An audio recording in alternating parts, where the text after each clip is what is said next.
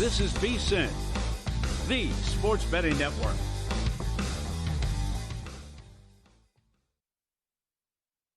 Follow the money. That's what I always say. You always follow the money. Yeah. This is Follow the Money with Mitch Moss and Paulie Howard on VSiN.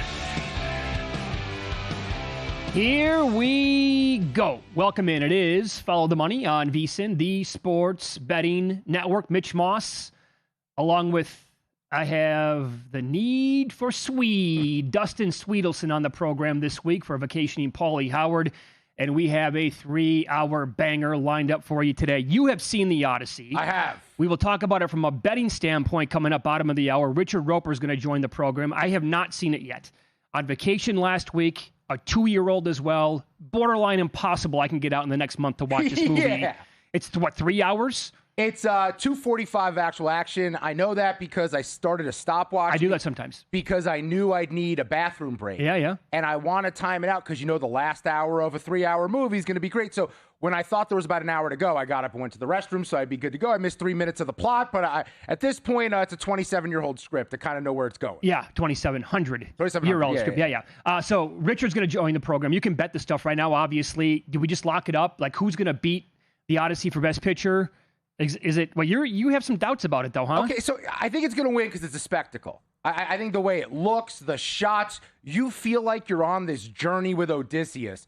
But there's certainly some blind spots. The question I want to ask Roeper is, when we bet on awards for the NFL, for MVP, we're handicapping the voters. What are the voters like? What are they looking for? Because I think if they're really artsy people and they believe in dialogue and the script and telling the story, they might have doubts about the Odyssey. Yeah, that's so I've heard. Also on the program, Jensen Lewis, Major League Baseball. He's been on fire with his picks, VSiN.com, and also VSiN by the books, the morning show here on the network. And Brett Ciancia is going to join the program. Pick 6 college football previews coming up in a couple of hours on the show. We'll get into your Heisman bets, how many teams we think can win it this year in college football. I think my list is shorter than yours. Probably. With that list. And also, okay, so with that, with awards, and we'll begin the show with a little Major League Baseball here. First of all, the Red Sox, this is ridiculous. 17-3 this month. When you left for vacation, what were they at that point? Not close to what they are right now. They were blazing hot, obviously, before the break. It has continued. 7.5 out in the American League East, currently the second wild card team. The Brewers are 14-8 this month. That's the team that I have a bet on. JVT earlier, like 2 episodes ago on Pod of the Futures, you were in last week. He said, "Hey, take a peek at the Red Sox 6-1 to make the playoffs." And Gil has them 80-1 for 80-1. 80-1. You hit that one, it pays for a lot of mistakes. I tell you that. That's an unbelievable ticket from Gil. Also, what the heck was he seeing in this team that completely underachieved? Now, I think if we're going to correlate this to the futures market, which you and I love messing with, how is Chad Tracy not your manager of the year? Yeah. This team was left for dead. In the American League? And he's doing it, by the way, without Garrett Crochet, his Cy Young contender. Roman Anthony, who people thought was going to be an MVP candidate. He's doing it without those guys. That's very true. I don't know if I buy Boston big picture, but I don't know if I buy anyone in the American League. Well, that's the thing, right? Is that I think you kind of, now all the big numbers are gone, obviously, on this team, but you kind of have to buy them because right now we're watching. If I hear more people make the case, just be patient, it's going to be the Mariners' year. It's not the Mariners' year. Maybe the team that they're getting pounded by today, the Rangers, maybe it's their year. Maybe. Again. But again, in the American League, there isn't really a single team that I can trust. And I was going to say fully trust. Forget about that. Like halfway trust. I'm not even there. I'm done with the Mariners. I had them a little bit from the preseason. I've had them, I think, the last 3 years to win the World Series. At some point, you just go, you know what? You're never going to get it done. How does Jerry DiPoto keep a job when it's the same storyline every year with Seattle? Hey, the pitching's great if they can find some offense. Hey, the pitching's great. Maybe they'll find a bat along the way. They found a couple bats last year. They brought in Suarez, who might be on the market again out of Cincinnati. They brought in Naylor, who they kept this year. They still can't hit. And oh, by the way, Gilbert, Wu, this whole rotation, I think they are so overrated, man. When one is hot, the rest of them aren't. One of them picks it up. The others fall back. Today, I back Seattle and George Kirby. And this is a spot where he's so good. Lifetime against Texas. An absolute dud. They're losing 7-2. Well, the year feet today was plus 130 in that neighborhood. And, of course, Jock Peterson hit his first of multiple home runs in this game today off of George Kirby. I think last year was the year for Seattle. I think you're right. Looking back now, that could be a little Captain Obvious here. But they had They had all of it coming together last year. Like all of those pitchers were performing at almost a peak level. Gilbert was awesome. Kirby was really, really good. You had Brian Wu, who would give you 6 innings every single start, right? Munoz was automatic out of the bullpen. Yeah. And then they made all those big moves at the deadline, and it was working. And they had the Blue Jays dead to rights to go to the World Series, and it flopped. And now I'm kind of wondering, like, are we seeing the truer colors from this pitching staff? And maybe it was last year kind of like the outlier where they were all so good kind of simultaneously. Yeah, no, I think we've seen it. And I think they're going about this completely wrong. The rumor is they're shopping Emerson Hancock, who they've turned into like a swingman, into a legitimate starter. For sure. I don't know if he's an ace. I don't think he keeps this up. He's certainly, if you're a playoff team, if he's your 4th or 5th starter, you're fine. You're okay. You're probably on the better side. Why are they shopping the worst of the pitchers? Sell high on one of these bums you keep in the rotation that you're going to have to pay more down the road. Yeah, you will. You're a cheap team. Why would you not operate from a strength? Because you need an everyday player. You can't have a guy every 5th day being so impactful on this roster. Get rid of one of these starters, turn it into an impact bat, and make this happen offensively. That division's horrible. In my brain, I'm already thinking Houston might add its 2 starting pitchers. Maybe. And they might win this division. Yeah, they could. I mean, by default, kind of, right? Also, last year, we all kind of expected regression this year from Cal Raleigh. It was the most obvious thing that you're ever going to get, but not like this. You saw the quote? No. Oh, he was asked yesterday, are his struggles related to being benched in the WBC? And he's like, well, not to make excuses, but I didn't get a lot of at-bats because I was benched in the WBC, which means I didn't get more at-bats in spring training and coming to the year, but I'm not making excuses. He literally just made excuses after saying he wasn't going to make excuses. Wow, and this weekend is August. And that really is going to have an impact on the entire year for him, huh? Okay, sure. Yeah, it's as if there weren't hundreds of at-bats since then to get up to speed. No kidding. So I think this is kind of like the Eastern Conference right now in the NBA. You're kind of throwing darts right now with the way that the numbers have been molded into place. Would you take the Tigers? Okay. Is that the team? I'm glad you brought it up. I've been so wrong about so many teams. Preseason Orioles, I still thought they could figure it out. Not enough pitching. Detroit, I have been very bullish on lately. They're not making me look good. You can't lose 2 or 3 to Kansas City over the weekend like they did. If they're going to do this before the deadline and hold on to Skubal, they've got to win these series that they're supposed to win. True. That is my concern about them. Skubal looks awesome. I think Detroit is making a mistake if they don't trade him, but I don't think they're going to trade him. I think they're desperate. I think they believe with him healthy, they have a chance. To me, if you're throwing a dart, that is the dart throw, because 22-1 to win the American League. It was 28-1 about 10 days ago. You set up a series, Mitch. You can set up Skubal 3 times in one series. You're better than the other pitcher on the other side almost every matchup you have. It's almost, this is the second time in 3 years this might happen with Detroit, because there was, and I will not forget this, because Paulie and I were doing mornings. There was a Sunday night game, and I had tickets on Emmanuel Class A at the time to win the American League Cy Young. Yep. And Hinch came out after the game on Sunday Night Baseball and said that we're thinking about shutting down Skubal. It was like the middle of August, right? I'm like, okay, if they're going to shut him down, Class A can actually pull this off, and I'm going to win so much money, it's going to be ridiculous on him. Yeah. That never happened. They got scorching hot. They kept pitching Skubal, and they made a run in the playoffs. And now does that same thing happen to where it could be actually a longer-lasting impact long-term for this team, meaning that they had it all lined up. They were in the tank for the most of the year. They knew that they were going to trade Skubal at the deadline, and now all of a sudden they're warming up again in a league that can be had. And if they say, we kind of need to pivot here, boys, and keep this guy, and why not us this year? They have the 21st schedule remaining in terms of strength. Well, here's the problem. It's because they play in the Central. Minnesota's 25th. Kansas City's 26th. Cleveland is 30th. That's them beating up on each other. I think the division is as right there with the to make the playoffs. I think they have a chance to still win this division because no one's running away with it. This is a desperate organization. This is the one last gasp for hope in this run with Skubal because he's gone once he hits free agency here. I understand and I respect wanting to be all in, but if you're a GM, the way you keep your job is you build for the future. You make this team relevant for a long time. Look at James Wood and C.J. Abrams, part of the Juan Soto package, what they're doing for Washington right now. Detroit's got to look at that and go, hold on. We got to do the smart thing here. Yep. You can't pull an Ohtani with the Angels. Junior Caminero. Can't do that. Yep, same thing. Okay, so let's get down to brass tacks here. The National League MVP race, I think, appears to be wide open.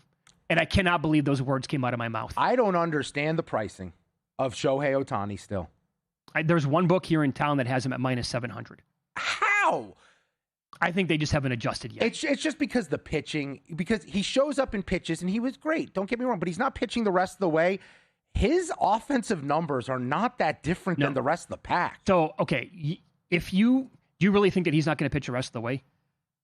I think sparingly, but is that if he pitches 5 more times the rest of the way, is that enough for him to win the award just because he pitches and hits? PCA for the Cubs is one of 3 players since 2010 to have an F-WAR of 7 or higher on June 25th or earlier. Trout did it in 2018, Aaron Judge in 2025.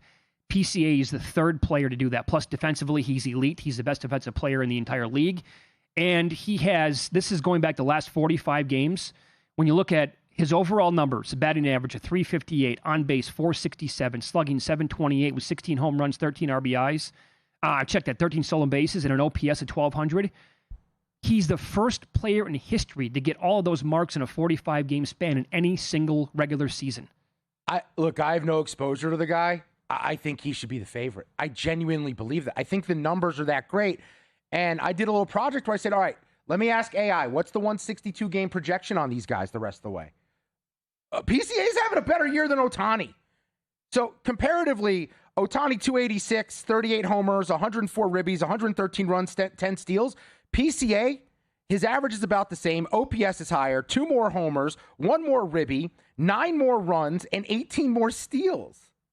It's absolutely this hot streak that he is on, along with, by the way, a couple of other players. We'll expand on this coming up, because if Ohtani doesn't pitch the rest of the way, I don't think he's going to win the award. I agree. So then, but now the number on PCA is it's toast. You can't bet on that right now. I think there are a couple of other guys to maybe take a peek at. And in the NFL, by the way, it appears to be fairly serious with Aaron Donald. We'll look at this. I love the Rams team this year. Who doesn't? But I hate it when this happens as a bettor. I'll explain coming up next.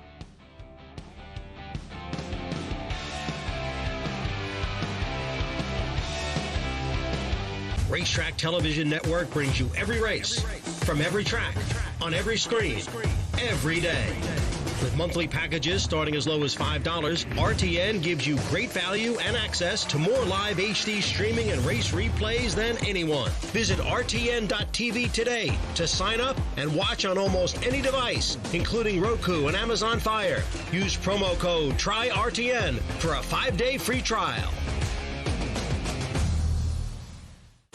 This is VSiN, a network of sports betting analysts, writers, hosts, and handicappers, all here to help you become a more confident bettor. We broadcast live every day from Las Vegas, the sports betting capital of the world, and from studios across the country, giving you insight from every angle of the action.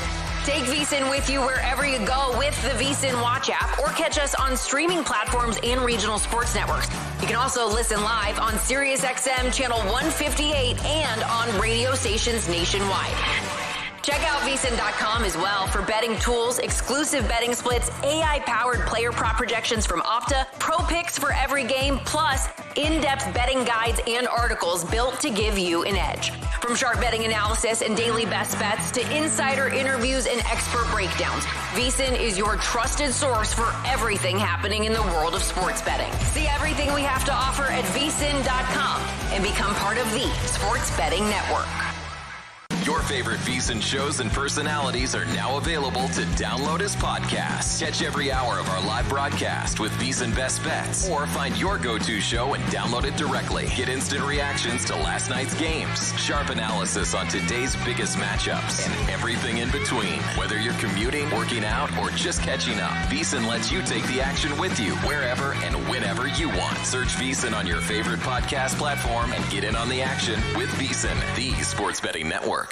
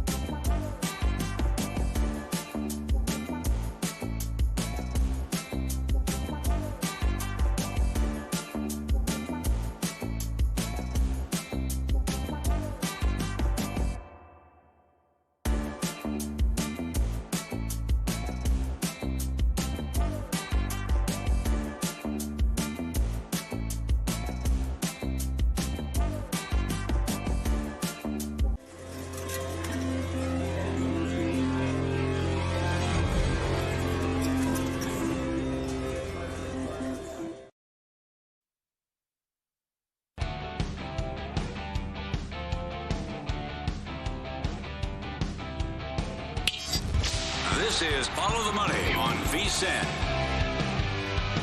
We'll get to the Rams, Sean McVay, Aaron Donald coming up in a few minutes. Will he actually come back and play this year? The Rams number keeps plummeting.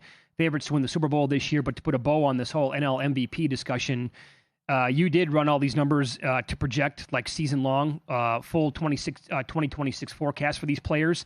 You put in Ohtani at the plate because we don't know if he's going to pitch again. Sure. You put in the PCA numbers that you talked about, and three basically, but two from the same team. I think you have to take them seriously by now if you're not, because the Nationals could be a playoff team. They're above 500, and the way James Wood and C.J. Abrams have been raking, if Ohtani doesn't pitch, their numbers are so good. Like, could they actually be worth a bet this morning to win this award? Yeah, I don't think it's crazy. When I went on Pod to the Futures with you and JVT, you threw out James Wood as if we were thinking outside the top of the board, that's the name. He was 55-1 then. I remember saying, yeah, that's the bet. I just don't know if we should do it or not. Well, it's been cut almost in half. He's down to 28-1. I think people need to take notice. This isn't a fluke. He's building on last year. He is going to wind up being one of the 5 best hitters in baseball, maybe the top 3 right now in baseball. He is that dangerous, but the surge from C.J. Abrams recently is insane because he's been up for a while. We've never seen him look like this. And according to what I have in the projections with AI here, he's projected to hit just under 300. That would be the best average of the group here. And I think average is a nice delineator from who's having an elite season versus some others. 921 OPS, 44 homers, 28 steals. It's insane. 129 ribbies and 118 runs. Guys, is a shortstop. That is an all-time season for a shortstop. There's talk that Washington may be shopping him. I don't buy that. Ridiculous. Why would you not build your entire organization around these two dudes in the middle of your order? Well, I guess Wood's a leadoff guy. But could you imagine if Washington bought some pitching at the deadline? Sure. They would be a wild card team. Imagine if they had a respectable bullpen this year. You don't even need the elite. No, I'm talking about like average bullpen. Yeah. That's it. Yeah. They almost blew the game again yesterday. The best is when you're live betting and watching a Nats game and you have a bet on the Nats to take the other team at a plus price because there's a good chance that bullpen's going to cough it up. Take the over in their games. The Got over, there again yesterday live. Plus 1.5, plus 2.5, whatever it is. Yep. So again, this goes back to before the games yesterday when he was blazing hot, hit 2 more home runs. But since the break, he leads Major League Baseball in OPS, home runs, RBIs, and had more home runs than 7 teams. 7 teams overall since the break yesterday. So I took a little 150-1 today on him. I joined you at 125, I believe. But I do, and I brought this up on the air when I bet it. There was an outlier on PCA. I'll go back and check the date. I have 80-1 on him, and I said at the time. You have to now. You have to take these shots. Well, I got to corner the market now in case Ohtani doesn't win the award. So PCA, I'm building around that 80-1. Took some Abrams. I have the Wood at like 50. And then thanks to our buddy Weston who sent us this today on X. Great breakdown. The Miz was available at 200-1. I jumped in. I didn't get 200, though. I think I got 150. 150, yeah. Yeah. I think it makes sense. Preseason, I bet Paul Skeens 40-1 for MVP. And the case was, what are the Pirates without him? And if he has a historic season, he could win both Cy Young and MVP. I don't think this is crazy here for Mizorowski to be in the mix. This is Randy Johnson meets Tim Lincecum in the prime. Yeah, and if he compares favorably to Verlander and Kershaw at the end of the year when they won MVPs, maybe just if Ohtani, again, here's the whole key. If Ohtani doesn't pitch again, this thing could become way more open than what we thought. You have such a big number on PCA, though. At minus 250 in Ohtani, is that palatable here to get down something? Or no, you're going to wait it out? I got to wait. I want to wait because if it comes back to like even money at some point, then I might hop in. But what if it goes up to like 7-1 again? Well, which could happen. Which could easily happen, and then I might be out. And it's actually a great discussion. I don't know when to hop in with Ohtani. Because at minus 250, you can do with a future, and he's the favorite, and you have almost everyone else cornered here. Like I have Schwarber 43-1. It's not going to happen. I don't think he's winning. When I bet Schwarber, it's because he was on a heater, and I was like, oh, well, if he hits 65 homers, right? He hits 70, something like that. That's what you're looking for, a historic season. I had a little boost on it to make it 43-1. I don't think he's a legitimate candidate here. I think that Ohtani at minus 250, because you have PCA, you have Wood, you have huge numbers on everyone else. I don't hate the idea of laying the 250. So if you don't have any of those numbers, though, and you obviously don't want to get in on Ohtani at this point, because it's way too big of a question mark. Look, shop around today, see what we can find. I would take a little bit of a dart throw on C.J. Abrams, and if you can find Miz at 150 still, why not?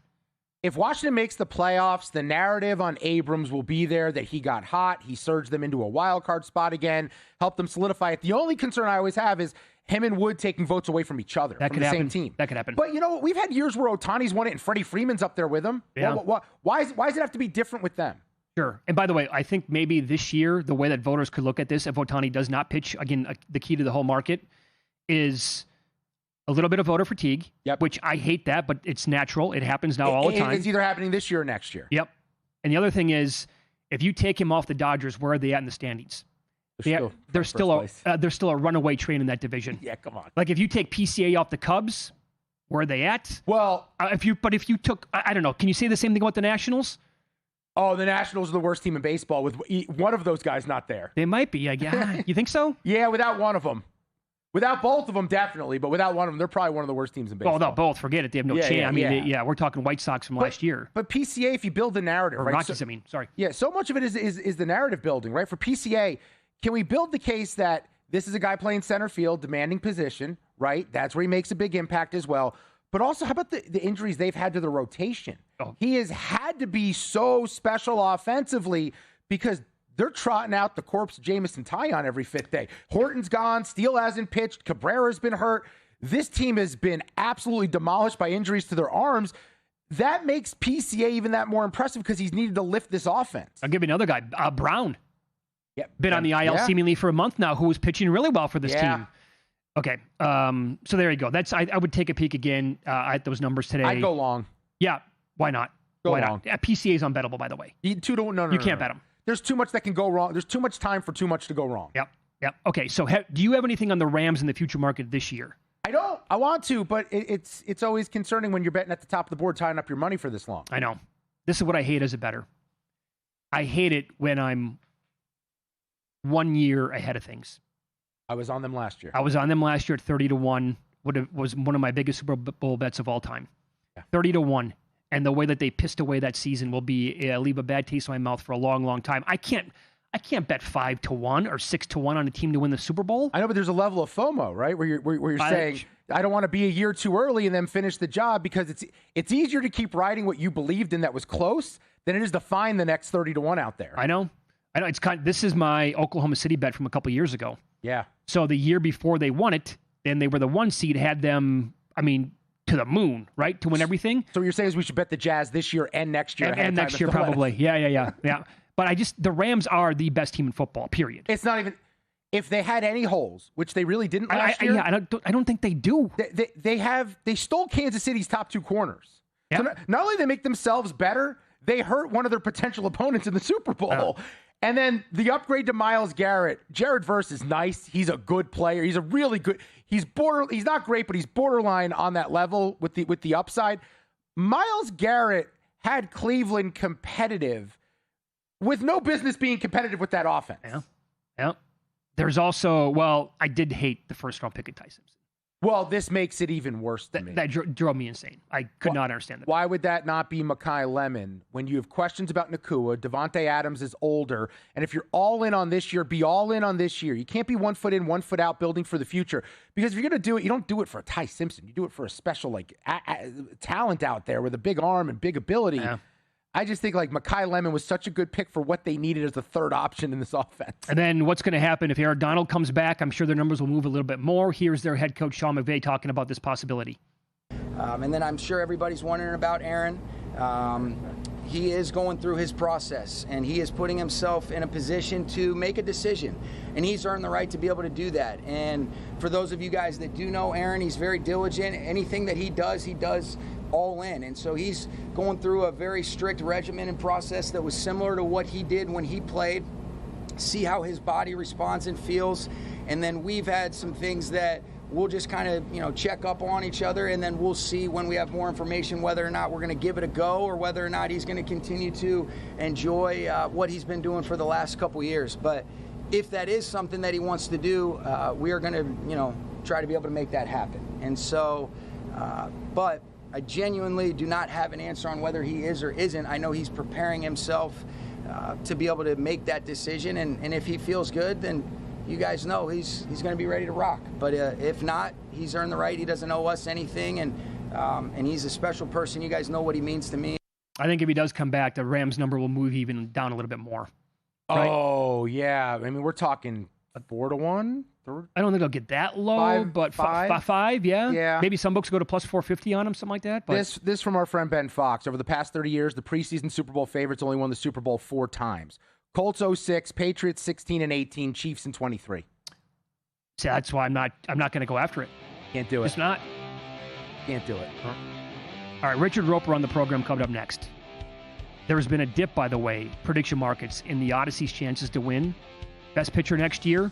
I got to ask him, is this stealing money? And if not, which movie could actually take the award from the Odyssey? We'll ask him coming up next year on VSiN.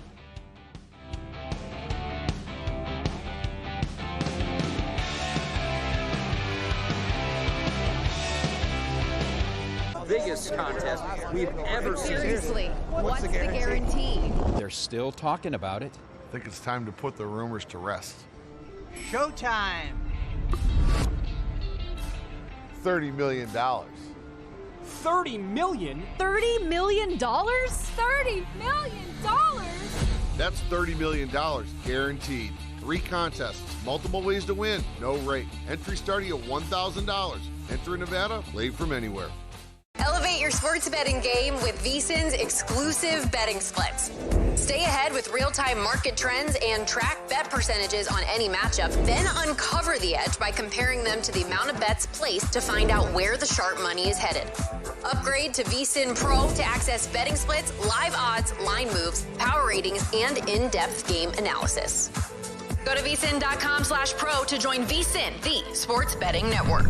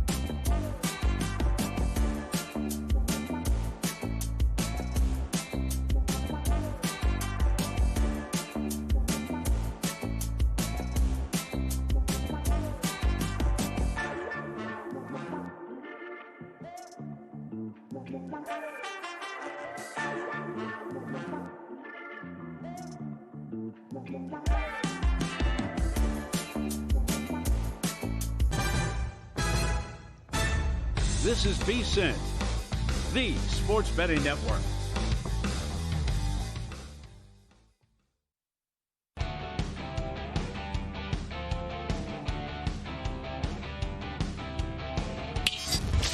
This is Follow the Money on VSiN. I feel like the Odyssey, the way it has been pumped into our veins from like social media and TV and previews and how Nolan and all the actors have been all over, it's got to be like one of the biggest blockbusters of all time. And we'll expand on that here. Mitch Moss along with Dustin Sweetelson as Richard Roeper, kind enough to join the program, longtime friend of the show. His podcast is called The Movie of Your Life with Richard Roeper, which is a great title for a podcast, and he's on the Progressive Guest Line. Richard, been a long time. Thanks for joining us today. How are you? Oh, so good to talk to my old friend Mitch. Dustin, good to talk to you as well. How are we doing, guys? Doing really well. So overall, when you were sitting there the first time in the theater and watching the Odyssey, give or take, 10 days ago, a couple of weeks ago, whenever it was, your thought process going on as you were watching the movie unfold and then when it was over with? Great question. You know, I actually got a chance to go out to New York and interview Christopher Nolan. So, of course, before the interview, I got to see the movie. So I saw it at the Lincoln Square IMAX, which is probably one of the 10 biggest in the world, guys. And there was maybe 15 of us in the screening room in the theater, you know, because it wasn't yet opening to the public. And it just enveloped me, you know. And, you know, here's the thing. There's so much hype about, you know, the first feature film shot entirely on IMAX, and that's incredible. But if that was it, then after 15 minutes, that kind of wears off. You know, you're watching a movie. It's like, remember the 3D movies were such a big deal, but after a while, you're like, okay, it has to have a story. It has to have you know, great emotional weight, amazing performances, take some big swings that I know might not work for everybody, but you know, the material itself is kind of crazy. I thought it succeeded on all those counts. Now, Richard, I went and saw the movie last week. It's a spectacle, right? You get immersed in it. You feel like you're on this adventure with Odysseus, but there are detractors out there that have some issues with the dialogue and the script, and then some people I don't necessarily agree with the casting in some regards. How big of a role do you think that is in the people who vote for this? Like, help us understand the people who vote for this and if they will care about some of those details that people are bringing up as complaints.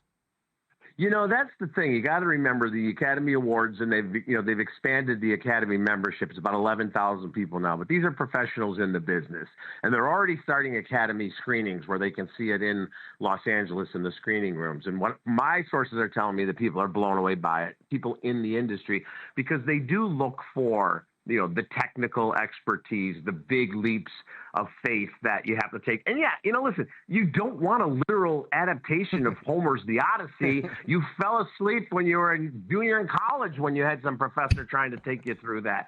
So what I like, guys, is actually, you know, this is a story with Cyclops monsters and a sorceress who can turn men into pigs and weather gods, you know. So what I loved about it is that Christopher Nolan actually made all of that accessible, because it's really the story. It's a modern story. It's a guy in a midlife crisis who's trying to get home to his wife and son. That's what it comes down to.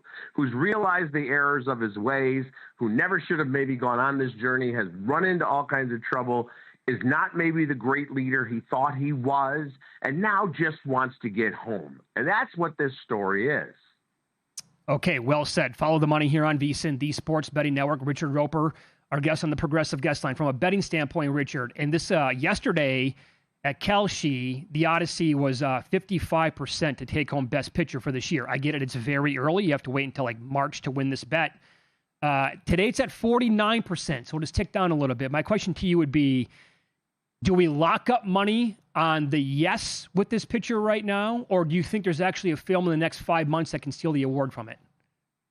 Well, you know, you look at it like when, you know, you guys, like, let's say there's a big golf tournament coming up, right? And, you know, Scotty Scheffler's the favorite, but even he's maybe 6-1 or 8-1 going into the tournament because there are 100 golfers, right? And same thing with the Oscars. So something that's close to 50% is actually a huge favorite. I would actually advise waiting a little bit, because those numbers might come down, where it's at 39%, 42%, just because another picture will be getting 16%, another picture will be getting 34%, you know, whatever the case may be. You know, there are some films coming out, and sometimes they come out of nowhere in the fall. And the other thing is, you know, I'm starting to see this myself. When the Odyssey came out, it had almost 100% of Rotten Tomatoes, almost 100% on IMDb and all that stuff. I was at a party the other night, a reception, and a guy comes up to me. He was almost angry about my review of the Odyssey. How could you give it 4 stars out of 4? It's a 3-star movie. I like Interstellar. And I was like, first of all, dude, settle down. We're at a wedding reception. I said, it's just my opinion. And I told him, I said, your opinion's valid too. Everybody has their own take. But you guys know, same thing happens in sports. If someone becomes universally loved, then it's time to take them and knock them off the pedestal. So now we're starting to see a couple of pieces. You're going to see some contrarians. I think it's the most overrated movie of the decade. I can't stand the American accents. It should be the Greek actors. Nolan doesn't have any heart. All these kind of, conventional, easy, it's easy to make the counter argument. So I would say wait a little bit before placing a bet. Where do you put it in the rankings for Christopher Nolan? Obviously, he won for Oppenheimer just a few years ago. Dark Knight's in there, Inception. I still stand by The Prestige. I know that was a long time ago. That's my favorite. Where would you rank The Odyssey among the Nolan films? The Prestige is so good. So good if people haven't seen it. The way, if you watch it, it's one of those movies like Usual Suspects or Sixth Sense. When you watch it the second or third time and you know what's going to happen, it almost makes it better because you see how they lay the little crumbs down. The Prestige is very early on. They pretty much tell you what's going on without telling you, as they do with The Sixth Sense, as they do in the opening scene of The Usual Suspects, is Gabriel Byrne on his knees looking up at a killer. But we're like, is that the reality or not? So I love that you mentioned The Prestige. It's interesting because we talk about the greatest Nolan film, I would say, is either Oppenheimer or The Odyssey. My favorite, and the difference to me is how many times are you going to watch it over and over again? Am I going to watch The Odyssey 20 times over the next 10 years? No. My favorite is The Dark Knight. That's my go-to. Yeah. If you said, hey, tonight you're having a bunch of friends over or you're going to a screening room, you're going to have a get-together and you're going to see that's the movie I'd say, let's all watch The Dark Knight together. Yep, totally agree. It's absolutely stellar. In terms of overall movie experiences, and you've seen, I think you told us before, what is it, more than 10,000, whatever that number is for movies? Where would you rank The Odyssey in terms of the overall movie experience? See, that's a great question, too, because it's, you think about when you first see a movie, and for me, of course, I'm lucky enough to see them in advance in screenings and screening rooms going back to the late 80s. And there are certain memorable moments, like I remember seeing Do the Right Thing and thinking, this is special and this is going to start a conversation. It's a great movie, but it had that effect. It certainly was the case with Pulp Fiction. I knew Quentin Tarantino's work from him writing A True Romance and doing Reservoir Dogs, but Pulp Fiction, the first half hour, and you're like, wait a minute, now we're going back in time. Wait, this is bending this way. And Saving Private Ryan, the first 20 minutes, when I saw that on a big screen, I thought, well, here come the Oscars. So I would put The Odyssey up there among those experiences, top 10 in terms of a screening where I'm saying, we're going to be talking about this movie 25 years from now. Sometimes you see a great film, but are you really going to be talking about it 25 years from now, 30 years from now? And it's one of my favorite all-time viewing experiences. And I think it's very important. You mentioned seeing it on the big screen. I made the mistake. I saw Oppenheimer at home. I didn't get it. I didn't have the feel. The Odyssey absolutely has to be seen in a theater. Before we let you go, though, Richard, I am one of these contrarians that is obsessed with Project Hail Mary. I don't believe it has a chance to win it, even though I think it is the feel-good movie of the year. What are your thoughts of what they did in, a script that's been around for a while? I went in being like, hold on, the dude's in space with a rock alien. How am I going to fall in love with the movie? But I was emotional on an airplane watching it by the time it was over. I was too. I love that movie. If there was an Audience Choice Award, I think it would win it. I think it's amazing this year. Some of the most likable and my favorite characters in movies have been the sheep in The Sheep Detectives and the Rocky character in Rocky. These inanimate, non-human but wonderfully human personalities. I love Project Hail Mary. That's in my top 5 of movies seen this year. Okay. Is there a movie or a TV show or multiple TV shows that you would recommend right now to the audience that we absolutely have to watch for the remainder of the summer? Here's a series that I think is a little under the radar, and I think you guys and your audience will like. It's called The Westies. It's on MGM Plus, which not everybody gets. It's got J.K. Simmons, and it's about the Irish gang in the 1980s that went up against John Gotti and the Italian Mafia. And they are outnumbered 200-1, and they still gave them a run for their money. It's called The Westies. Oh, that sounds How incredible. have I never heard of this? Yeah, no this kidding. is awesome. J.K. Simmons rules. Yeah, he's as good as it gets. Follow him on X at Richard E. Roeper. The podcast is called The Movie of Your Life with Richard Roeper.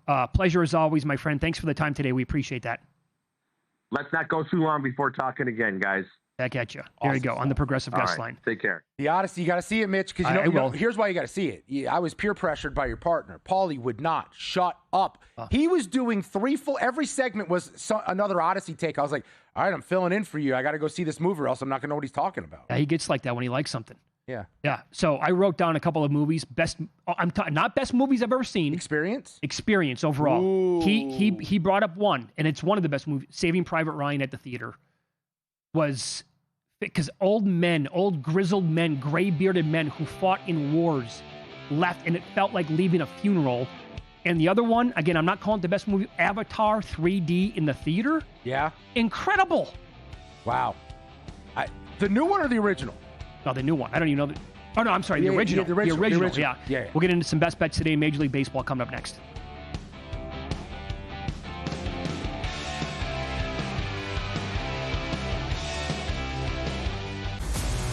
First time I get to talk about Circuit Grandissimo. Never would I have dreamed 69 entrants into Circuit Grandissimo. Scar tissue still fresh from week 1 last season. I'm back at Circa, an amazing feeling week 1.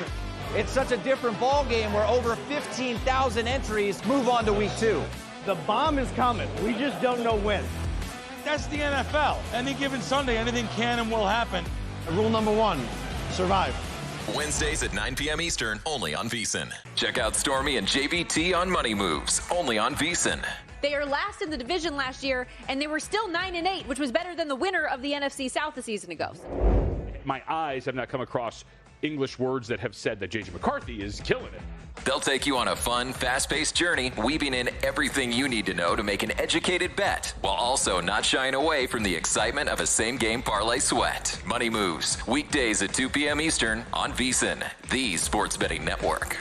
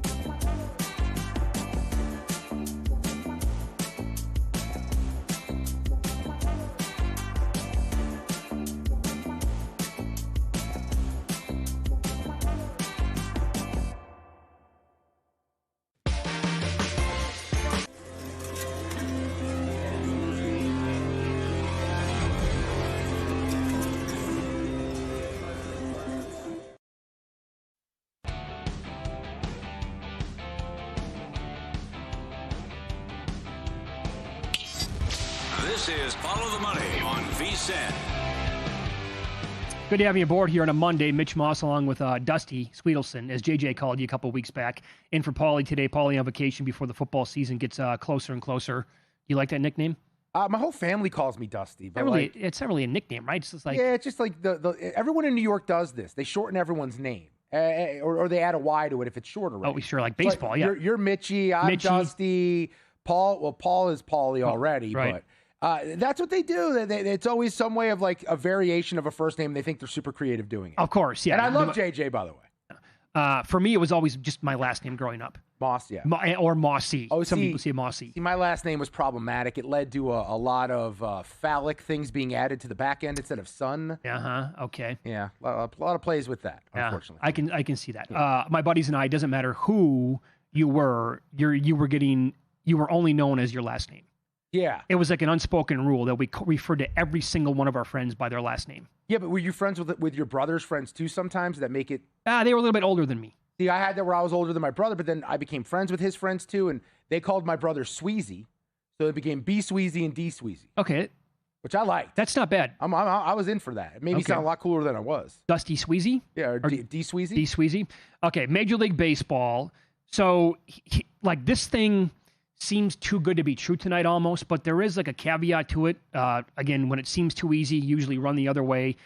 I'm a little concerned about playing these teams on Sunday Night Baseball. Yeah. The next day. Yeah. Much like the Phillies are tonight on the road in Miami. But here's the deal, right? Wheeler is going tonight for the Phillies, who we think has a chance to maybe win the National League Cy Young, but it's going to take the Miz, I should say, from pitching. He can't pitch again.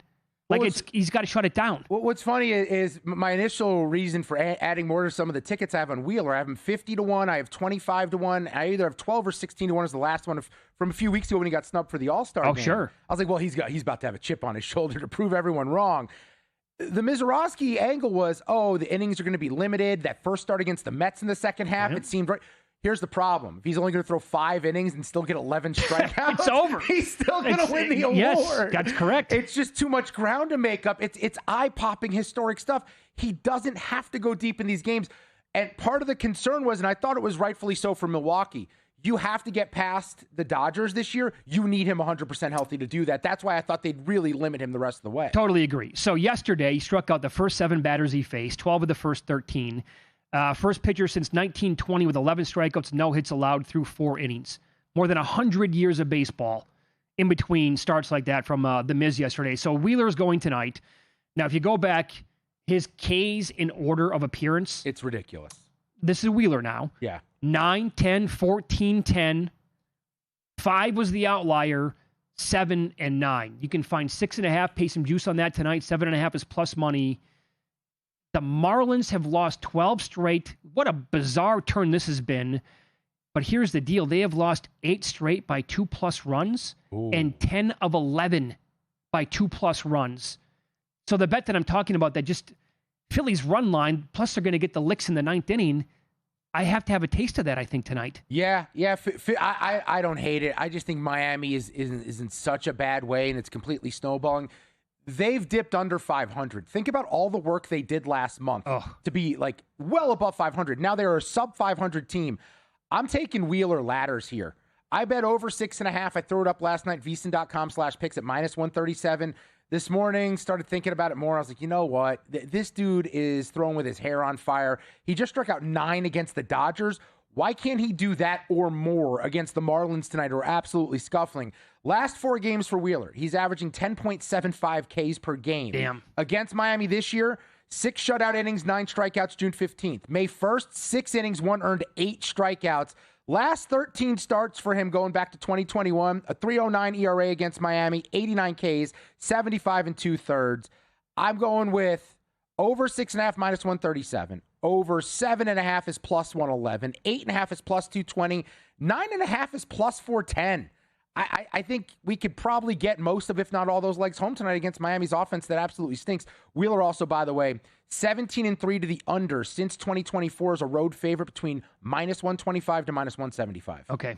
And right now on the run line, by the way, he's -110 tonight. It was plus like 105 last night, so a little bit of movement there, which makes sense. I just offensively, you have to imagine Philly's going to get to Tyler Phillips, right? I would think so. I mean, he doesn't go deep into games at all anymore. No, my one hiccup would be they scored a ton of runs last night and played Sunday Night Baseball, like I said. So I bet this one overnight as well. I thought to myself, there's no way, no how the Red Sox, with Peyton Tolley going today against Perkins for the A's, how are they $1.55 in that game? I'm like, that needs to be closer to $2. So I don't do this very often in baseball. I laid $1.55 overnight with the Red Sox. I don't hate it. Up to $1.70. Again, 17-3 this month. Hottest team in Major League Baseball. The A's since June 20th, 6-23. Crazy. Since June 27th, they're 4-19. The Sox are 23-6-2 in the first 5 of their last 31 games. The A's are 4-16-2 in their last 22 in the first 5. I mean, if I lose, I lose, and I pay the juice on it. I had to have a piece of the Red Sox today. As the year goes on, and we have clear contenders and teams that are building for the future, I think we have to start thinking about more laying big favorites, but more importantly, the run line. I'm not a big run line guy. It's just when I hate it. Started learning betting when I was with Patrick for all those years on Mad Dog. Patrick was like, I don't really do run lines. Sharp people told me, like, you don't really mess around with them too much. But I think at this point of the year, even though I don't do it often, you have to start considering it. This is a team left for dead in the A's. They've got no life anymore. No Rooker. Langoliers is out, right? Kurtz was injured for a good chunk of time as well. They just have a weird vibe. So you mentioned it. The A's over the last month, how about this? 17-33, down 18 units. The A's at home, 20-30 straight up, down 15.8 units. I just isolated Tolley here, but I don't hate looking at Boston at -1.5. I went Tolley over 5.5 Ks. Athletics' third most strikeouts against Southpaws this year. He's gone over 5.5 in 3 straight. He's also a guy who can rack them up pretty quickly in a game. And I think because he wants to avoid contact playing in Sacramento, he might be reaching back for a little bit extra oomph tonight. Big guy, 6'4", like 250 pounds. Yeah. His delivery, I like watching him pitch. He kind of looks like he's supposed to be a linebacker. Maybe he's supposed to be leading the Patriots in tackles this year and not hovering around a 3 with the ERA for the Red Sox. But and I got 15 cents right now with CLV. I got to tell you, I think I might add more. I think that number should be at $2 minimum. At the very least, the Red Sox team total, it's probably 6.5. At the very least, the Red Sox team total feels very, very live tonight. Yes. So you noticed something during the break. And the aforementioned Jameson Taillon for the Cubs, designated for assignment within the last 15 minutes or so, right? Yeah. So there is a pitcher going today who the last time that he went, it was June 10th, and we thought, okay, that's probably going to be it. No more opportunities to bet against him. We are getting another opportunity tonight. It's Max Scherzer for the Blue Jays. And I have loved Max his entire career, but he's going up now against this Nationals offense that we talked about earlier this hour with Wood and Abrams. I think 2 guys maybe who could still somehow steal the National League Cy Young. Their team total is 2.5 in the first 5. Oh, yeah. I laid 20. Yeah. I laid 25 cents with that. Yeah. Had to, right? Oh, yeah. Dude, James Wood might get you on the board inning 1 because what's Scherzer known for? Those first inning home runs. That's right. He does it. He did that in his prime. What do you think he's doing now?